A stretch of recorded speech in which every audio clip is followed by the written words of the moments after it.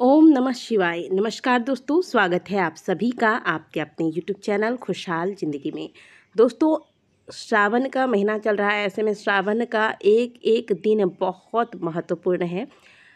कामिका एकादशी के ठीक एक दिन पड़ने वाले दशमी तिथि पर किया जाने वाला बहुत सुंदर उपाय आपके लिए लेकर आई हूँ, जिसे केवल और केवल श्रावण मास के दशमी तिथि पर ही किया जा सकता है। अब ऐसा नहीं कि आपने उपाय सुन लिया या किसी और वीडियो में जाकर देख लिया और इसे किसी भी महीने की दशमी तिथि पर करना आरंभ कर देंगे। अगर आप श्रावण के अलावा किसी और दशमी तिथि पर इस उपाय को करेंगे तो इसका कोई फल आपको प्राप्त नहीं होगा। केवल श्रावण मास के दशमी तिथि पर ही यह उपाय आपको करना है। इस उपाय को करने मात्र से आपकी जो भी धन संबंधित समस्या है, यदि आपका व्यापार नहीं चल रहा है, व्यापार में उन्नति नहीं हो रही है, नौकरी में तरक्की नहीं हो रही है, घर में बरकत नहीं हो रही है, आया हुआ धन भी बेवजह व्यर्थ के खर्चों में समाप्त हो जाता है, इस प्रकार की धन संबंधित सभी समस्याओं के निवारण के लिए इस उपाय को श्रावण मास के दशमी तिथि पर अवश्य कीजिएगा। और श्रावण मास की दशमी तिथि है 30 अगस्त को। 31 अगस्त को हम सभी कामिका एकादशी का व्रत रखेंगे, जो कि उदया तिथि में प्राप्त हो रही है। इस वजह से दशमी तिथि का पालन हम सभी 30 अगस्त दिन मंगलवार को कर रहे हैं और यह उपाय भी आपको 30 अगस्त को ही करना है। और दशमी तिथि का यह उपाय है तो इसे आप कृष्ण पक्ष की दशमी तिथि हो या शुक्ल पक्ष की दशमी तिथि हो, किसी भी पक्ष की दशमी तिथि पर कर सकते हैं। अगर आप किसी वजह से इस दशमी तिथि पर इस उपाय को नहीं कर पाए हैं तो आप जब भी इस वीडियो को देख रहे हैं तो श्रावण मास की अगली जो दशमी तिथि आएगी उसमें भी आप इस उपाय को कर सकते हैं।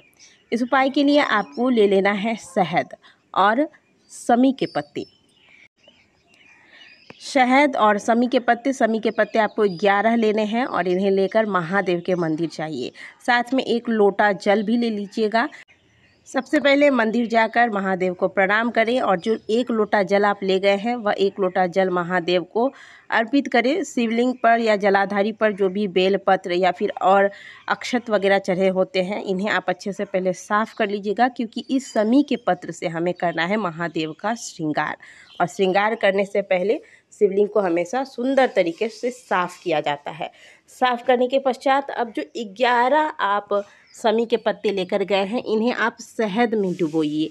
शहद में डुबोकर एक एक समी के पत्ते से बहुत श्रद्धा भाव से, बहुत ही प्रेम पूर्वक महादेव का श्रृंगार करें।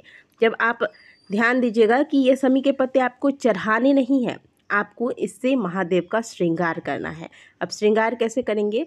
शहद में जब आप समी के पत्ते को भिगोएंगे तो यह समी का पत्ता जो है आप शिवलिंग पर चढ़ाएंगे तो यह चिपकने लगेगा। तो इसी प्रकार से आपको शिवलिंग पर समी के पत्ते से श्रृंगार करना है। आप मान लीजिए शिवलिंग के ऊपर जहाँ बेलपत्र चढ़ाते हैं वहाँ एक आपने समी का पत्र चिपका दिया, फिर जहाँ त्रिपुंड धारण कराते हैं वहाँ चिपका दिया। इस प्रकार से आप पूरे शिवलिंग पर 11 समी के पत्तों को शहद में भिगोकर चिपका दें, यानी कि इससे श्रृंगार कर दें।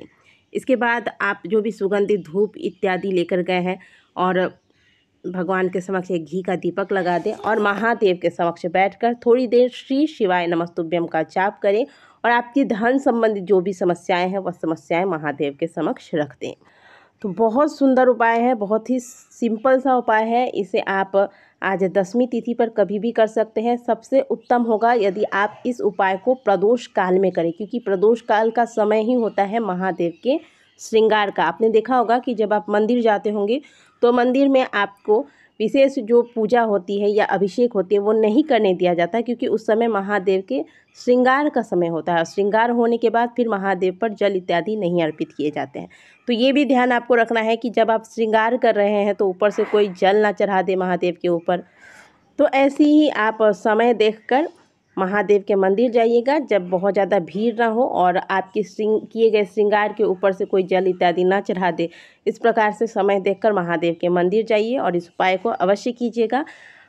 स्वयं पद्म पुराण में ऐसा वर्णन आता है कि श्रावण मास के कृष्ण पक्ष अथवा शुक्ल पक्ष की दशमी तिथि पर जो भी भक्त महादेव का इस विधि से शहद और समी के पत्ते से महादेव का श्रृंगार करते हैं, महादेव उसके घर को धन धान्य से भर देते हैं।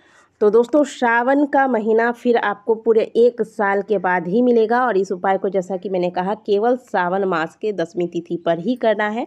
अवश्य कर लीजिएगा। किसी कारणवश इस 10वीं तिथि पर नहीं कर पा रहे हैं, इसके बाद फिर एक 10वीं तिथि आएगी, जो कि होगी शुक्ल पक्ष की 10वीं तिथि।